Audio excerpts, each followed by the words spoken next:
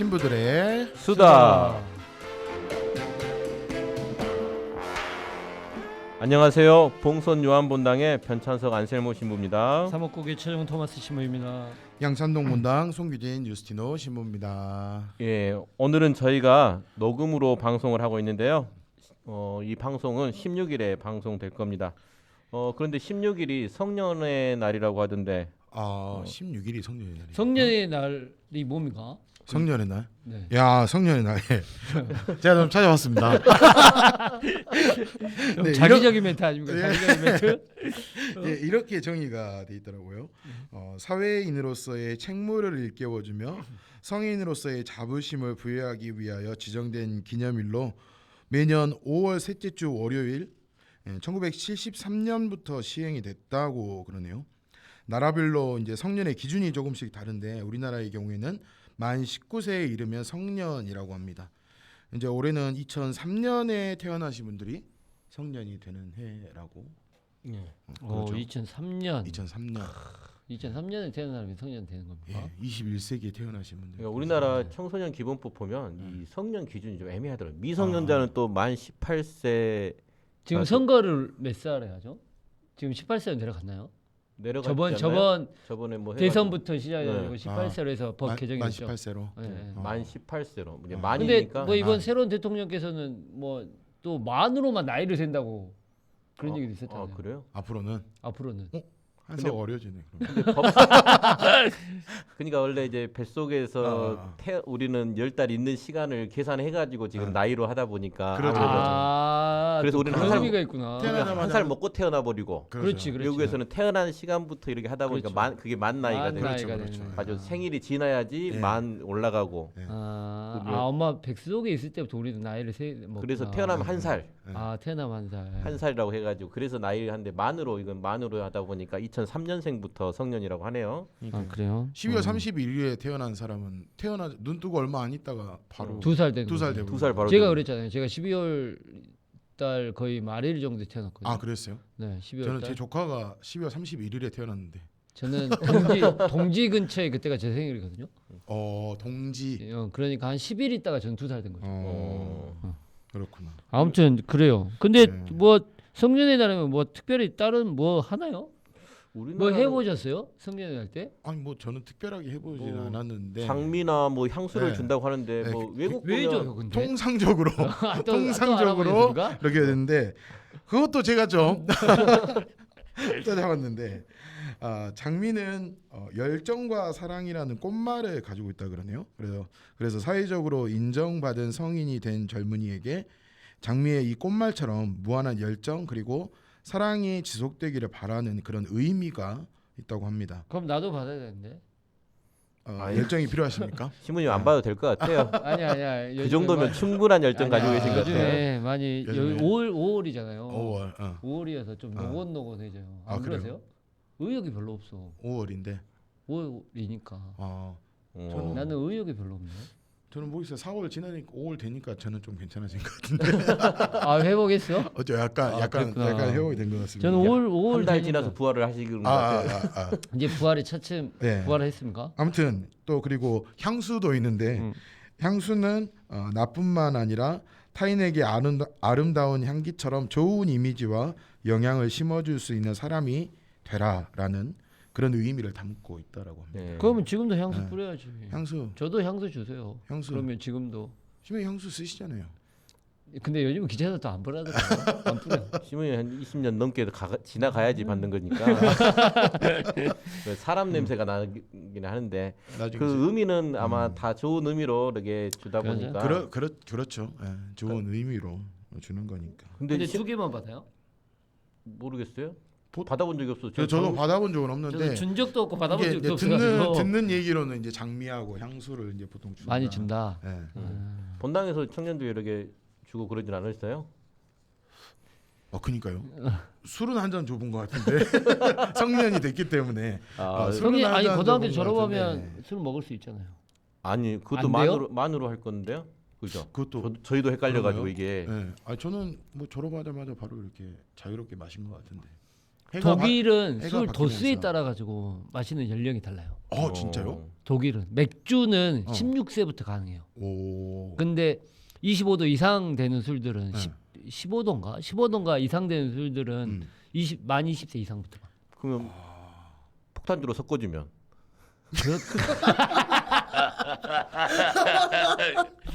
나 모르지 그거야. 섞으면 내려가잖아요 이게.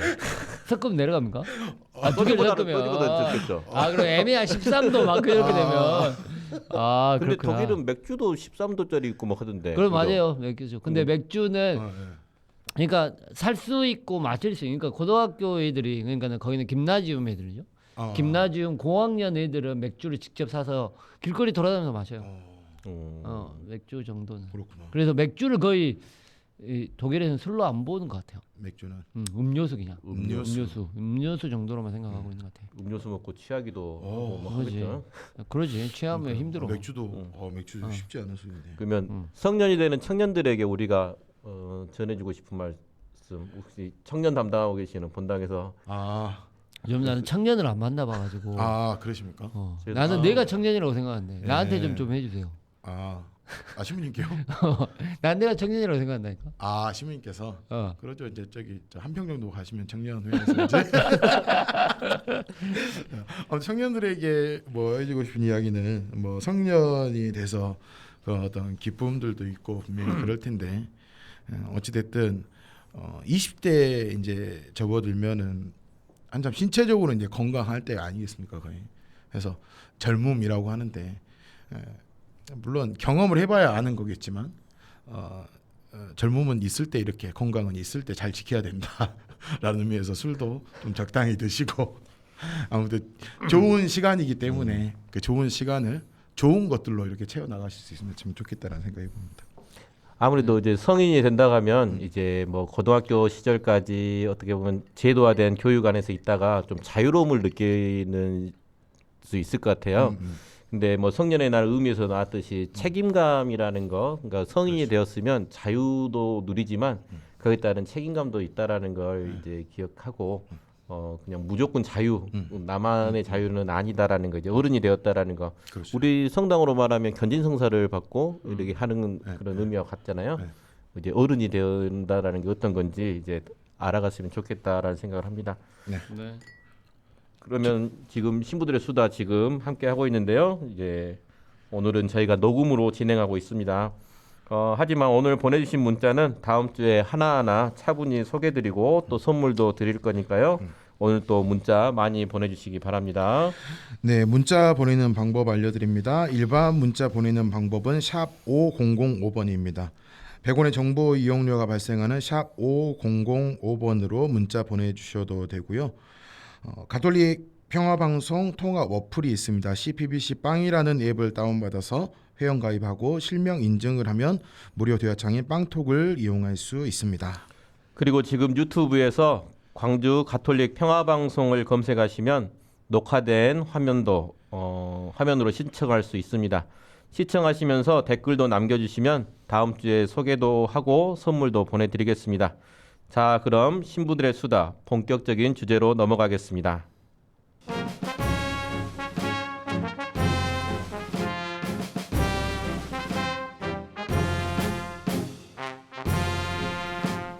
신부들의 수다 오늘 주제는 5월 광주입니다. 광주에서 5월은 참 특별하죠. 신부님들이 알고 계시는 5.18 민주화 운동은 어떤 것이 있는지 나눠보는 시간들 가져보도록 하겠습니다. 네, 우선 5.18 하면 무거운 주제이기도 해요. 저희가 맞습니다. 이렇게 신부들의 수다에서 이렇게 다룰 주제인가라는 생각도 들 정도로 우리가 그렇죠. 자칫 말을 그분들의 네. 그런 뜻을 우리가 자칫 잘못하면 오해할 수도 있고 너무 가볍게 넘길 수 있지 않을까 하는 생각이 들 정도로 많은 분들에게는 그런 어려운 주제일 것 같아요. 그렇죠. 지금은 40년이 넘게 지난 상황에서 또 규진 신부님 같은 경우에는 5.18 있고 난 그렇죠. 태어나셨죠. 그렇죠. 이후에 그렇죠. 저는 이후에 태어났죠. 태어나셨고 네. 우리 뭐 변신문이나 전화 해봤자 뭐 아주 어렸을 때 지금도 기억도 못할 때 5.18이라는 게 있었기 때문에 5.18에 대한 역사가 우리 광주에서 있었기 때문에 저도 직접적인 기억은 저는 없어요. 신부님 있어요? 저도 직접적으로는 없고 없어요. 저는 그때 어땠는지에 대한 기억이 저에게는 없어요. 그러니까. 어제 이제 국정 신부님하고 엊그제 밥 먹으면서 얘기하니까 그때 중학생이라고 하셨더라고요. 우리 사목장 신부님은. 그래서 사목장 신부님은 어디 뭐 성당 번당의 날이어가지고 저기 무등산 근처로 시내버스 타고 번당의 날 행사 끝나고 다시 버스 타고 왔는데 도청이 난리가 났었다고. 그래서 바로 그 다음 날 휴교령 내려지고 그 다음부터 휴교 중학생이었는데 학교 안 갔다고 그것만 기억하시더라고요. 그러니까 사실 그 사건 자체는 저희 젊은 광주에 살더라도 잘 모르죠. 기억하기는 힘든 것 같아요. 근데 이제 거기에 담겨져 있는 5.18의 어떤 그런 희생들은 다시는 우리에게 일어나지 않았으면 하는 마음에서 우리가 계속 기억하고 기념한다라는 그런 생각이 들어요. 언제 그렇죠. 처음 접하셨어요? 그러면 5.18에 대한 이야기들을 가장 그동안은 계속 못 했었죠. 왜냐면 저희 초등학교 때나 그럴 때 군사정부 시절에는 그렇죠. 이런 내용을 전혀 이야기 못 하게 돼 있고. 저는 신학교 들어가서 네. 저도 신학교 들어가서 5.18 또 목포 출신이라 제가 고등학교 때는 5.18 때는 그냥 뭐 그랬던 것 같은데 신학교 들어가서 5.18에 대한 어떤 역사 그다음에 선배 학사님들한테 들었던 이야기들 또 그다음에 뭐 학교에서 행사도 많이 했고 뭐 사진회도 많이 했고 그다음에 세미나도 많이 하고 막 그랬던 기억이 나요. 그다음에 그래서 저는 처음으로 5.18 민주화 운동을 접한 때는 신학교 때였죠. 신학교 때 저는 그때가 아직도 기억나요. 신학교 1학년 때인가 2학년 때인가 뭐 전시회를 한번 갔어요. 5.18 사진 전시회라고 갔는데 그때 흑백으로 된 사진이었는데 지금도 이제 요즘도 가끔 보는데 처음 그 사진을 봤을 때는 그러니까 얼굴이 다 짓이겨져 있는 사진. 그다음에 코가 머리에 붙어 있고 입이 귀가 볼에 붙어 있고 했던 그 사진이 저는 아직도 충격이었어요. 이제 그렇게 배워갔죠. 선배들한테 들어서 배웠고 또 선배들이 했던 거 뭐 공부를 통해 학습을 통해 이제 배우게 되니까 그게 저에게는 5.18의 어떻게 보면 첫 경험이 될 수 있죠. 그리고 이제 임동에서 우리 때는 신학생 때 다 신학생 전체가 다 가가지고 5.18 기념미사에 참석했었으니까 그리고 행진하고 같이 행진하고 그때 했던 그 기억들이 양복 수단 다 입고 가가지고 했던 기억들이 납니다. 저도 시기상으로는 그렇게 차이 안 날 것 같은데 고등학교 정도였던 것 같아요. 처음에는 강주 사태라고 있었잖아요. 그렇죠. 그래서 민주화 운동이라는 말은 다음에 이렇게 됐고 처음에는 강주 사태, 강주 뭐 반란 뭐 이런 식으로 돼 있었고 저는 아마 고등학교 때였던 것 같은데 중학교인가 고등학교 때 모르겠는데 지금 롯데백화점 자리가 예전에 그 터미널이 그렇죠. 있었거든요. 광주 터미널 있었죠. 버스 터미널. 옛날 시외버스 터미널, 공영 터미널이 있어가지고 북동선 앞에. 거기서 그때 사진을 그렇게 쭉 깔아놔가지고 처음으로 봤던 것 같아요. 그 전까지는 어디 들을 수도 없었고 뭐 당시에 뭐 인터넷이 있었던 것도 아니고 뭐 여러 가지 뭐 매체들이 뭐 공중파만 있었으니까 그 통제를 해버리니까 제가 볼 수 있는 시간은 없었죠. 그리고 정말 이런 일이 있었는가 정말 보고서도 믿기지 않는 꼭 합성된 사진처럼 느껴지던 생각이 나요. 그러면서 무섭다라는 생각, 어렸을 때니까 뭐 그런 생각을 많이 했던 것 같아요. 전 개인적으로. 저도 뭐 고등학교 때 이제 이렇게 국사 시간 뭐 그럴 때 이제 좀 배웠던 것 같고 그때까지도 뭐 그런 심각한 뭐 이렇게 사건이라고는 생각을 안 했었는데 저도 이제 신학교에 와서 선배님들께서 하시는 그런 이야기들 뭐 학술회라든지 세미나 뭐 그런 것들 들으면서 여기에 어떤 중요한 사안들 그다음에 의미들을 조금 배웠던 것 같아요. 저도. 맞아요. 그러면서 이제 특별법 제정되고 막 그러면서 조금 더 이슈도 되고 그다음에 이제 그때가 많이 이슈됐던 게 그때잖아요. 그 잡혀 들어갔을 때 전임 대통령, 노태우 대통령하고 전두환 씨하고 잡혀 들어갔을 때. 그러죠. 그래서 사형 선고 받을 때 그때가 많이 기억나는 것 같아요. 그때 5.18 청문회 하고 청문회 뭐 하고. 그렇게 하면서 그래서 고 노무현 대통령이 뜨는 방송적으로 스타가 되던 그때. 근데 그것 때문에 뭐 이렇게 처벌 받은 사람은 뭐 그러니까요. 없으니까. 지금까지 엊그제 저번까지 이제 재판에 대한 이야기들이 계속 나오고 누가 발표했는데 발표 명령은 안 나오고 그러고 있는 거니까 사실을 사실이 아니라고 얘기하고 그러니까요. 있으니까 참 안타까운 거죠. 40년이 지났는데. 그러니까 성년의 날 생각해 보면 책임을 져야지 어른인데 맞아요. 책임지는 사람이 없는 것 같아요. 자신의 행동에 대해 책임 안 지고 하는 것들이 어른이 없어. 네. 그러니까 성년들이 없었는가 봐요. 그런 생각이 들어요. 그러니까 정말 자신이 어떤 위치에 있는지 또 어떤 역할을 해야 되는지도 모르는 그러한 어른들의 모습이 아니었는가 하는 생각을 해봅니다. 저는 이제 뭐 외국에서 하면서 이제 제가 신학생으로도 유학을 나가보고 그 다음에 신부로서도 유학을 나가봤잖아요.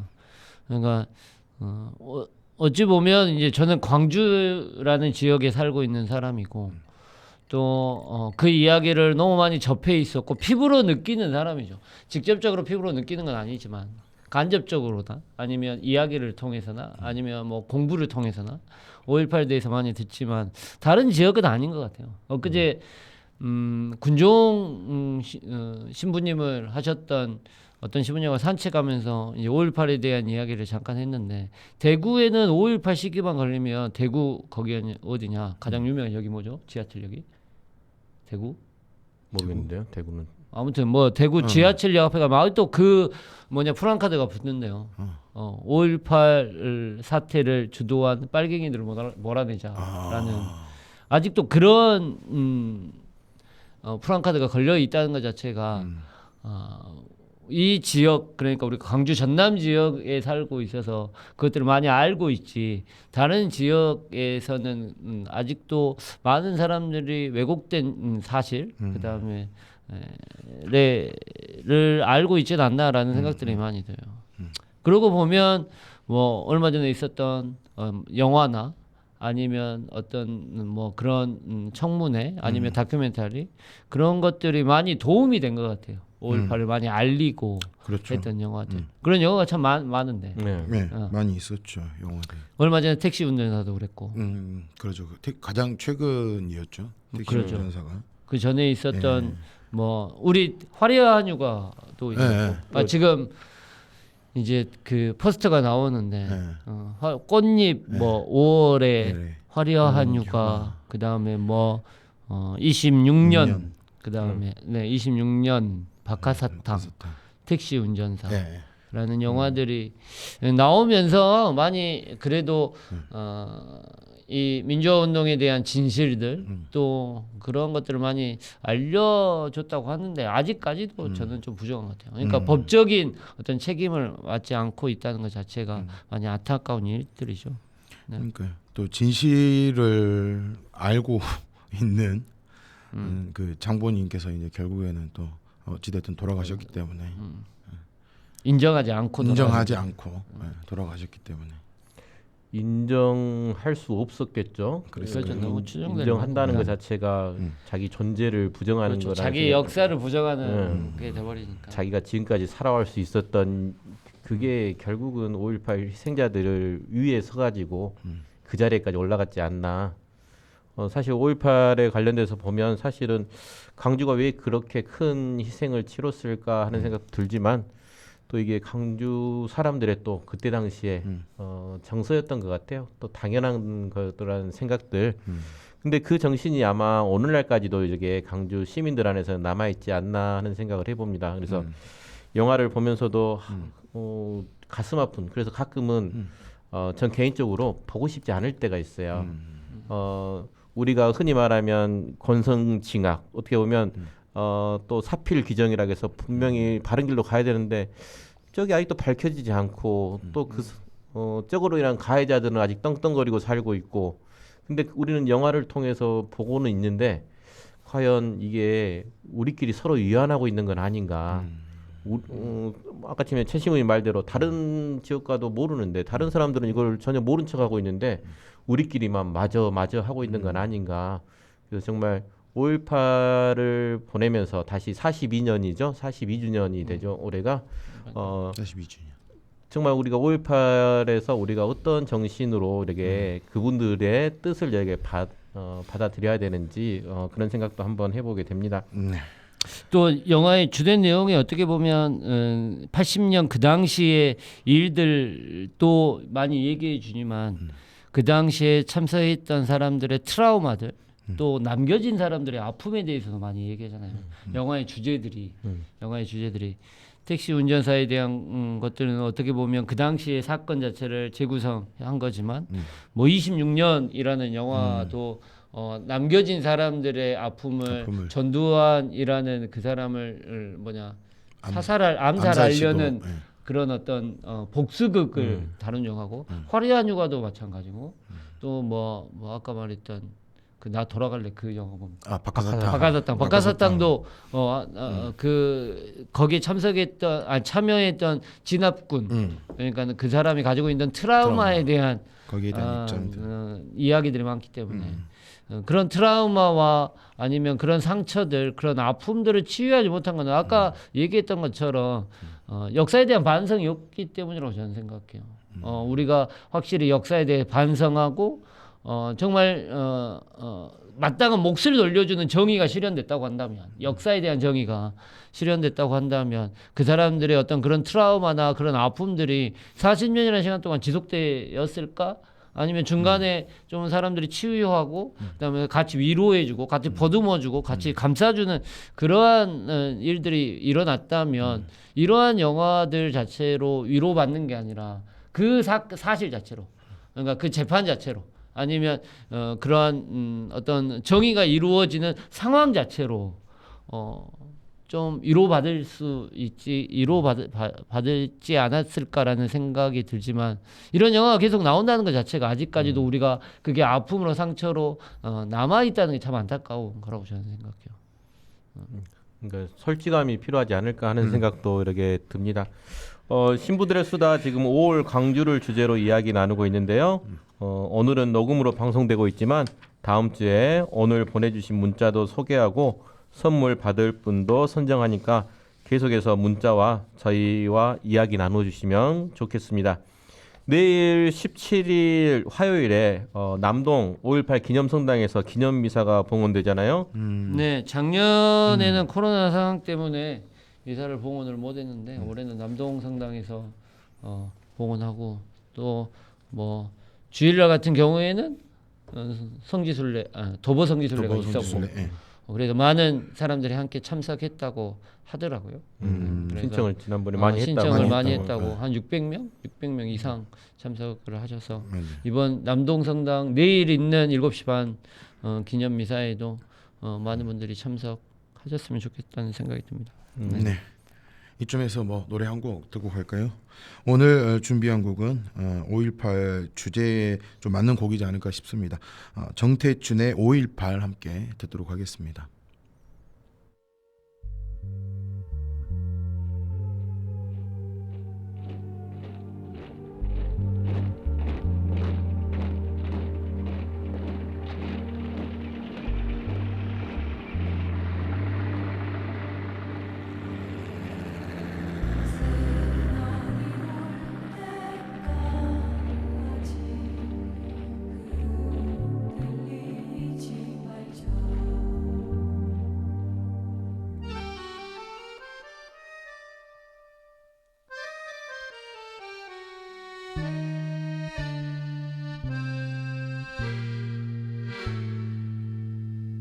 어디에도 붉은 꽃을 심지 마라. 거리에도 산비탈에도 너희 집 마당가에도 살아남은 자들의 가슴엔 아직도 갓나보다 봉숭아보다 더욱 붉은 적꽃들 어디에도 붉은 꽃을 심지 마라. 그 꽃들 베어진 날에 빛나던 별들 송정리 기지천 넘어 쓰러지던 햇살에 떠오르는 헬리콥터 날개 노을도 찢고 붉게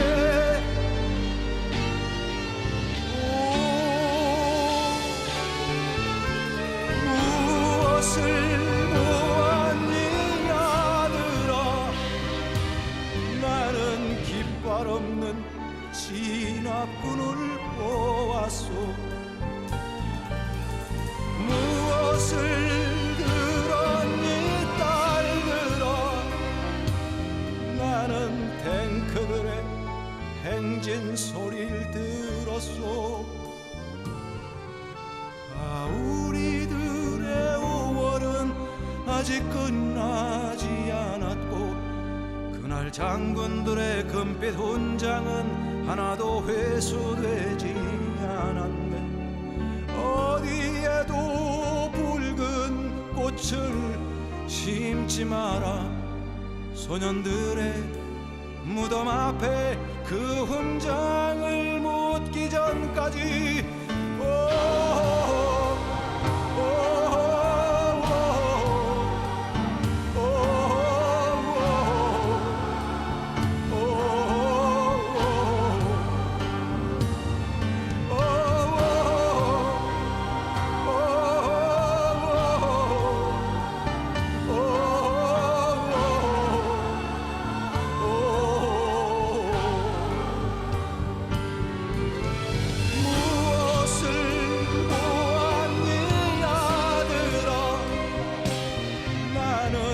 옥상 위에 저격수들을 보았소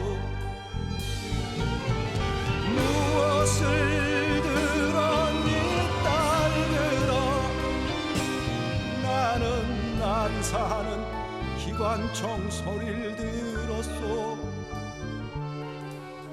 어디에도 붉은 꽃을 심지 마라 여기 망월동 언덕배기에 노여움으로 말하네 잊지 마라 잊지 마 꽃잎 같은 죽음과 훈장 너희들의 무덤 앞에 그 훈장을 묻기 전까지 무엇을 보았니 아들아 나는 태극기 아래 시신들을 보았소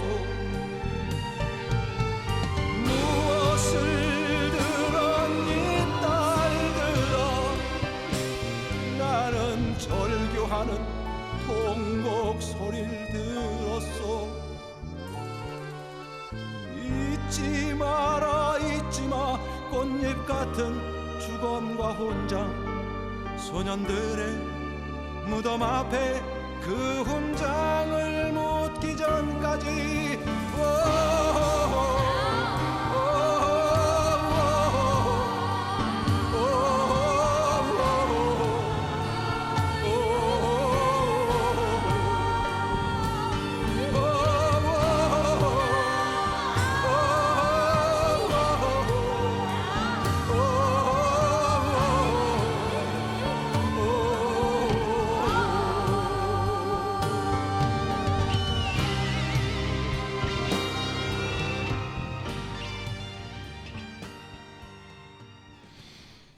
신부들의 수다 5월 광주를 주제로 이야기 나누고 있습니다.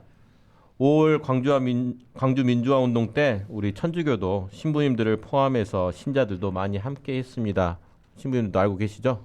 네, 남동에서 뭐 대책위원회 있을 때 신부님도 많이 참여하시고 김성영 신부님, 뭐 김영수 신부님, 또 윤대주 교님, 그다음에 조몬신녀 돌아가신 고 조철현 비오몬신녀께서도 같이 그 대책회의에 참석하셨다고. 그다음에 옥고도 치르시고 그러셨다고 얘기 많이 들었습니다. 그러니까 특히 윤대주 의원님은 그때 카톨릭 센터가 시내에 있어가지고 그렇죠. 맞아요, 다 보셨다고 하셨더라고요. 저희 세배하러 갔을 때 교우청에 있을 때 이제 주님께서 세배하러 가시면 그 얘기를 꼭 이렇게 하시더라고요. 그러니까 밑에 쓰러져 있는 사람을 보고 차마 내려가지 못했다고 아직까지 그 몇십 년이 40년이 넘었는데도 아직까지 그 자리 그래서 그 지금 카톨릭 센터 자리가 지금 5.18 기념관으로 이렇게 기념관, 되잖아요. 그렇죠. 예. 그러니까 주교님 방이 따로 이렇게 주교님 있었던 방이 이렇게 돼 있고 거기서 이제 밑에 내려볼 수 있게 이렇게 가보면 이렇게 돼 있으니까 아 바로 이런 느낌인가 하고 저도 한번 가봤어요. 그래서 주교님이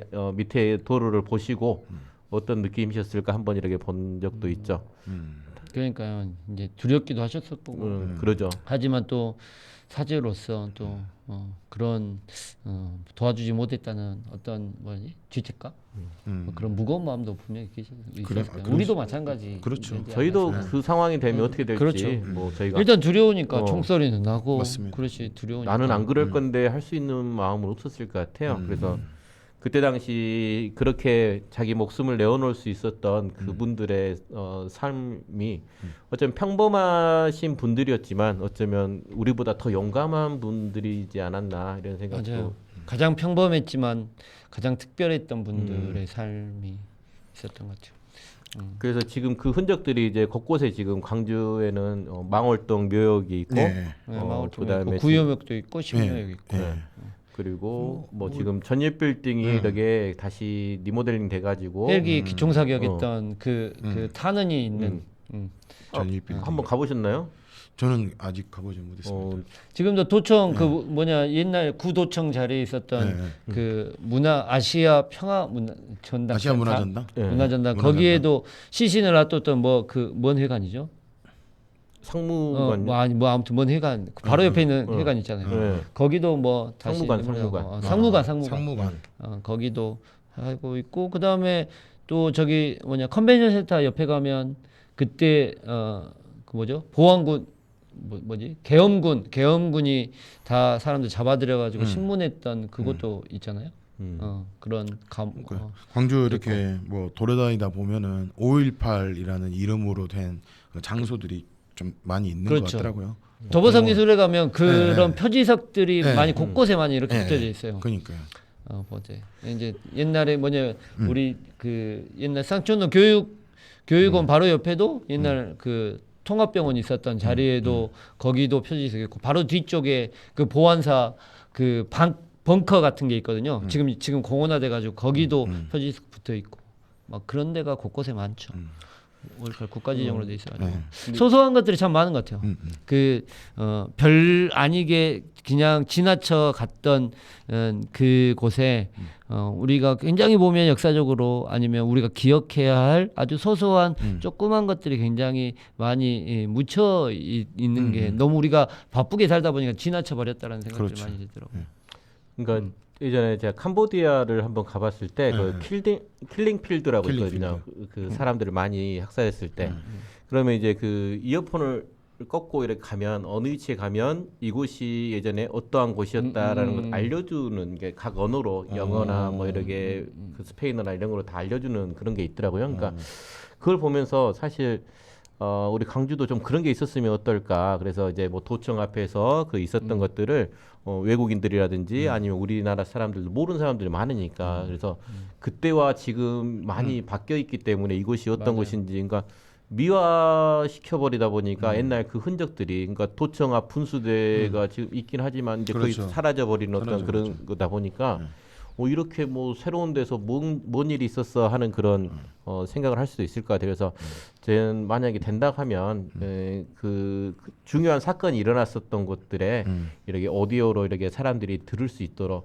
이 장소는 이러이러한 사건이 일어났었고 언제 어떻게 일어났었다 그리고 어떻게 됐다라는 것들을 좀 알려줄 수 있는 그런 사실 광주에 사는 저희들도 잘 모르다 보니까 이 근처라고 들었는데 정도가 되지 사실은 기억을 못하다 보니까 조금씩 잊혀지고 마치 우리 일 아닌 것처럼 그러다 보니까 이제 유가족들도 이제 나이가 이렇게 들어가고 그래서 그 사건을 기억하시는 분들이 점점점 이렇게 돌아가시다 보면 우리는 이제 뭐가 남을까?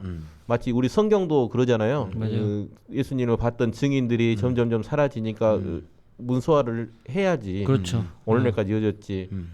증인들만 가지고는 사실은 불가능하지 않을까 하는 생각을 해봐요. 그러니까 그것들을 기억해 주는 사람들이 있기 때문에 네. 또 그것들을 그 기억을 전달해 주는 사람들이 있기 때문에 증인들이 직접적인 증인은 아니지만 간접적인 증인을 통해 계속해서 이어지고 연결되고 그다음에 그것들이 사회 소통하면서 이어지는 것이기 때문에 저도 우리들이 많이 그것들을 알려줬으면 좋겠다는 생각이에요. 아까도 말했듯이 우리가 처음에 5.18에 대해서 얘기했던 것처럼 우리는 직접적으로 경험한 직접 증인자는 아니에요. 마찬가지잖아요. 근데 우리는 우리 선배들에 대한 증언 아니면 선배들의 어떤 배움들 아니면 글을 통해 아니면 영화를 통해 사진을 통해 그것들 배워가는 거잖아요. 그러면서 그들이 느꼈던 아픔이나 상처들을 같이 공감하고 그것들에 대해서 분노하고 울분을 토하고 했던 그런 모든 작업들이 저는 역사라고 생각하거든요. 그런 역사에 대한 아까도 다시 그 역사에 대한 이야기로 다시 돌아가지만 그 역사에 대한 반성이었기 때문에 역사에 대한 고민들이 지금은 많이 없기 때문에 그런 것들이 많이 잊혀지고 있지는 않나 또 우리 안에서도 그것들이 많이 희미해지고 있지 않나라는 생각들이 많이 들어요. 그다음에 아까도 말했듯이 우리가 너무 바쁜 일상을 우리 일상의 또 하나의 공간이잖아요. 그런 기념할 수 있는 공간들이. 그래서 그런 소소한 것들을 찾아서 보려고 하지 않으면 많이 놓치고 살아가는 아쉬움들이 많이 있는 것 같아요. 제가 한번 5.18 공원 망월동 옛날 구묘역 가니까 예전에 한번 들었었는데 안 보게 되니까 거기에 대한 전두환이 방문했다는 비석 자체를 저기 화수 담양 어디에 있는 걸 가져와가지고 발판으로 만들어놨어요. 그거 아세요? 예, 뭐 이렇게 밟고 밟고 가는 예. 무조건 밟고 예. 그 망월동 구묘역에 들어가는 그 표지석 같은 이렇게 있다고 하더라고요. 근데 예전에 알았는데 그래가지고는 어쩌다 보니까 그냥 땅을 보고 걷다 보니까 그게 딱 발견했어요. 예전에 알고 있었는데 자주 왔어도 이것들을 많이 놓치고 살았구나라는 것들을 해서 소소한 것들을 잊지 말자. 그래서 한 번이라도 기억해 주는 게 어떻게 보면 역사를 고민하고 또 역사를 반성할 수 있는 우리들의 작업들이 아닐까라는 생각을 해봅니다. 그러니까 오늘 아무래도 5.18이라는 주제 때문에 저희도 그렇죠. 이렇게 무겁게 들어갈 수밖에 없는 것 같아요. 근데 가끔 그 다른 교구 신부님들 이렇게 만나고 이야기하다 보면 또 어떤 분들은 좀 비판적으로 이야기하시는 분도 있어요. 이제 그만 우려 먹을 때 끝나지 않았냐라는 식으로 언제까지 그 얘기 할 거냐라고 하는데 사실 우리가 5.18에서 그러니까 광주 민주화운동 때 많은 분들이 희생됐었으니까 그에 대한 보상을 요구하는 것이 아니라 어쩌면 우리는 진실된 잘못된 것에 대해서 잘못했다라는 그 반성 그것이 필요한데 여기서 그것을 포기할 수는 없는 거잖아요. 맞아요.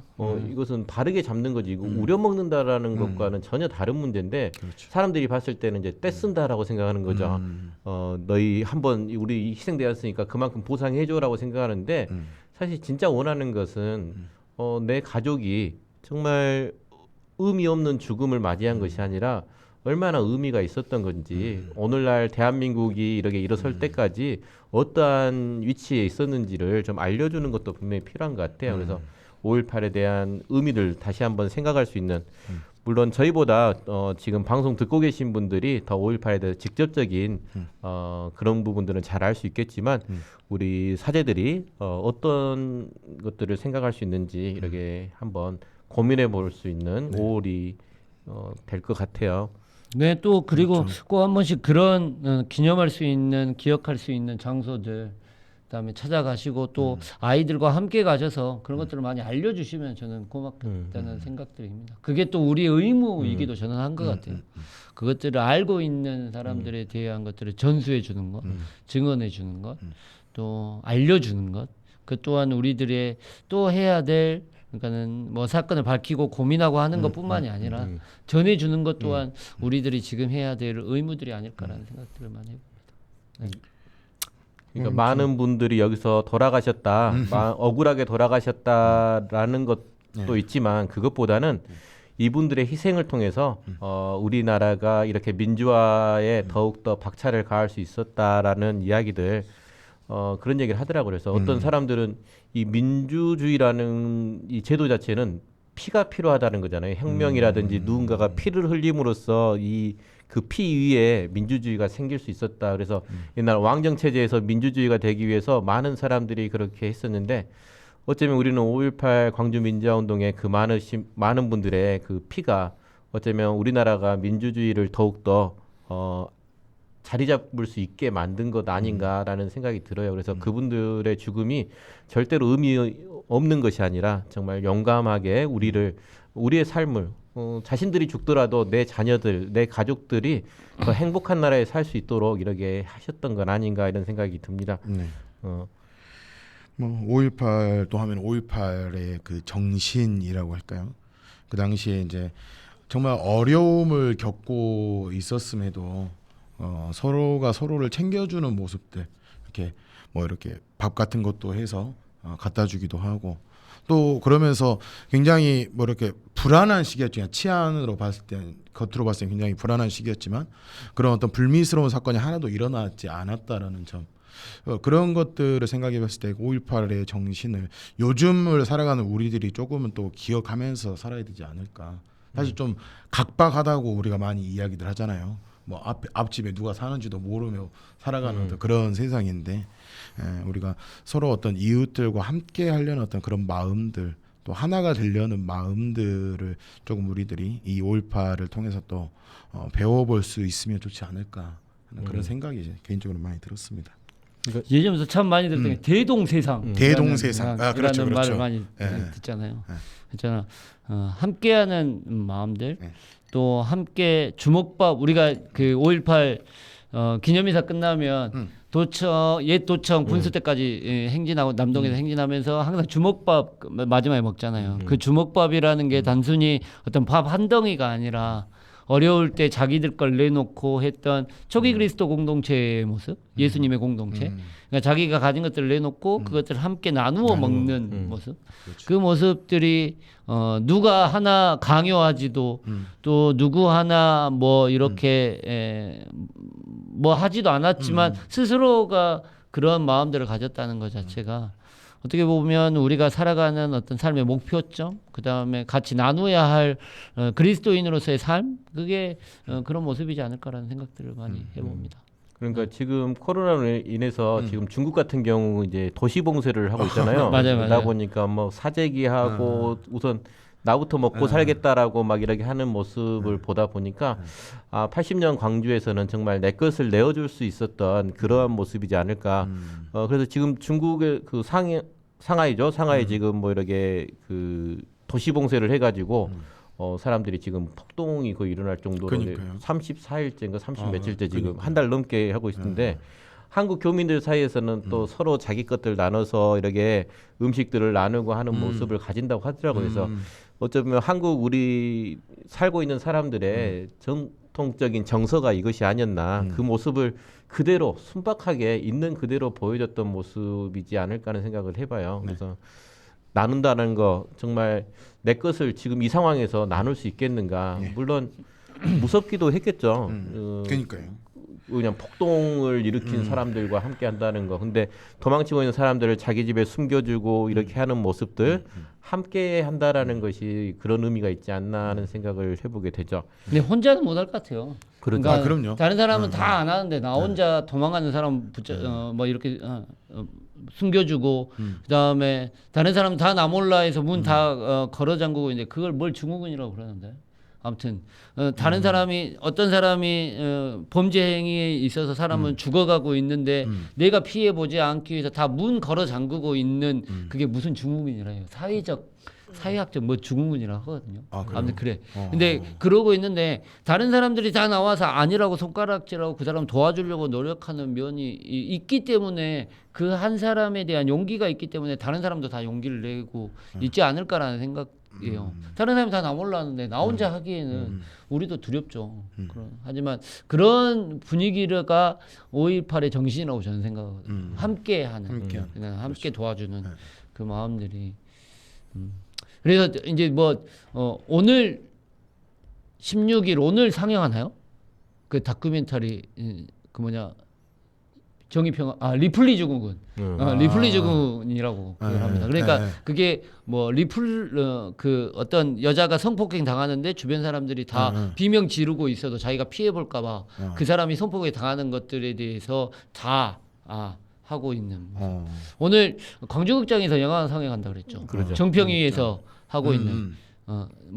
그 다큐멘터리 네. 영화죠. 그러니까 저녁 7시 30분에 광주극장. 광주극장에서 상영하는 오늘 거. 상영하고 무료입니까? 아니요 맞아. 사전 그거 한다 그랬다. 아. 사전 신청 받아가지고 신청 받아가지고 아, 오늘 아. 한다고 그랬습니다. 또 이제 저희 오면서 팜플렛 보니까 내일부터 21일까지 그 저희 교구청에 있는 박물관에서 네. 박물관 영상관에서 우리는 그날처럼 살고 있습니까라는 그 5.18 다큐멘터리 영화 부제가 대동세상을 살아가기 위한 나눔과 연대라는 주제로 17일부터 21일까지 오전 10시 30분에서 12시까지 그다음에 2시부터 3시 반까지 그렇게 2회에 걸쳐서 상영? 계속해서 상영한다고 합니다. 그래서 최대 수용 인원이 20명이래요. 그래서 한번 꼭 가셔서 그 영화 한번 다큐멘터리 영화 한번 보셔도 저는 좋을 것 같다는 생각이 듭니다. 저희한테 보내준 거 30분짜리 그 다큐멘터리인가요? 아니죠. 1시간 반짜리죠. 본당으로는 그게 본당으로 중계 1시간 반짜리고 1시간 반짜리일 거예요. 그래서 나중에 요약해서 다시 보내준다고 그래요. 30분 그래요? 정도 해갖고 30분 에서. 신자들에게 이렇게 보여줄 그거 수 나중에 있도록 다시 편집해서 편집해서 그 1시간 반짜리 네, 다큐멘터리 영화를 편집해서 나중에 다시 보내준다고 위원장 신부님께서 말씀하신 것 같아요. 저는 아무튼 그렇게 우리들이 기억하는 것, 그 정신을 살아가는 것 자체가 제가 한번 세미나 할 때 그 얘기 했던 것 같은데 탈출기에 나오는 탈출에 대한 개념과 우리가 살아가는 5.18의 정신을 살아가는 그 모습 자체가 비슷하다는 거죠. 그러니까 5.18의 정신에 가지고 있는 초기 그리스도 공동체의 모습, 그다음에 우리 탈출에 대한 하느님 백성에 대한 모습 자체가 어떻게 보면 굉장히 비슷하게 이루어져 있는 것 같아요. 그래서 저는 다른 멀리서 찾는 게 아니라 우리가 겪었던 5.18의 정신을 오늘 하루 같이 나 혼자 살아간다는 게 아니라 함께 같이 잘 살아가는 우리가 되었으면 좋겠다는 생각들을 바로 그리스도인이 살아가는 하느님 나라의 모습이라는 걸 다시 한번 말씀드리고 싶습니다. 네. 오늘 5월에 광주를 주제로 5.18 민주화 운동에 관한 이야기를 나눠봤는데요. 지금 우리가 살고 있는 광주가 얼마나 가치 있는 곳인지 또 누군가의 고귀한 희생의 가치가 또 빛날 수 있도록 우리 역시도 그 정신을 이어가야겠다는 생각을 해봅니다. 마지막으로 이제 마치면서 신부님께서 혹시 뭐 이렇게 한 말씀씩 하실 말씀이 있으실까요? 그러니까 뭐 저부터도 이제 강주에 살고 있는 우리 선배들의 그런 삶을 우리가 잊지 않도록 또 그분들에게 부끄럽지 않도록 그분들의 희생이 헛되지 않도록 살아야겠다라는 그런 다짐들 그리고 그 잊지 않고 똑같은 일이 반복되지 않도록 이렇게 노력하는 모습이 필요하지 않을까라는 생각이 듭니다. 저도 살면서 말 그대로 정신없이 살다 보니까 잊어버리고 많이 살더라고요. 4월 16일이 뭔 날이냐고 물어봤었을 때 세월호 그런 희생자들을 기억하는 그런 날이었는데도 불구하고 제가 잠깐 멍하게 되더라고. 뭔 날이었지? 했는데 그렇게 기억을 하려고 좀 노력을 하지 않으면은 그냥 잊어버리게 되는 것 같더라고요. 그래서 조금 더 일상 안에서 그러한 어떤 정신들 또 모습들 그분들의 어떤 희생의 가치를 잊지 않으려고 노력을 하도록 하겠습니다.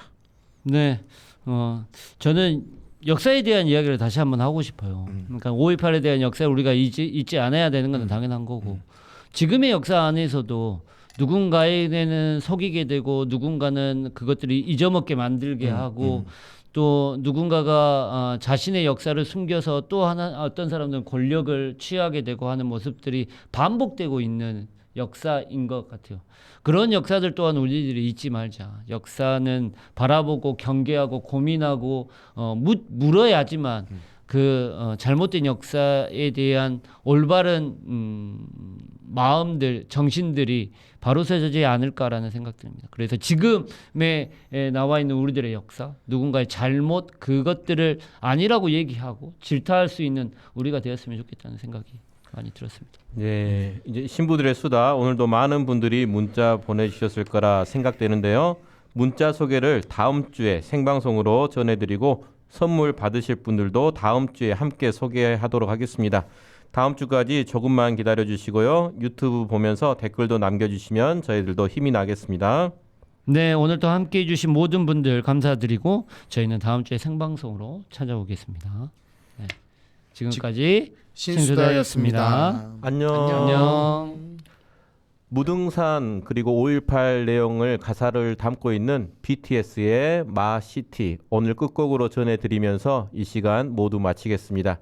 지금까지 제작 조미영, 기술 김승환, 보이는 라디오 중계의 김성결이었습니다.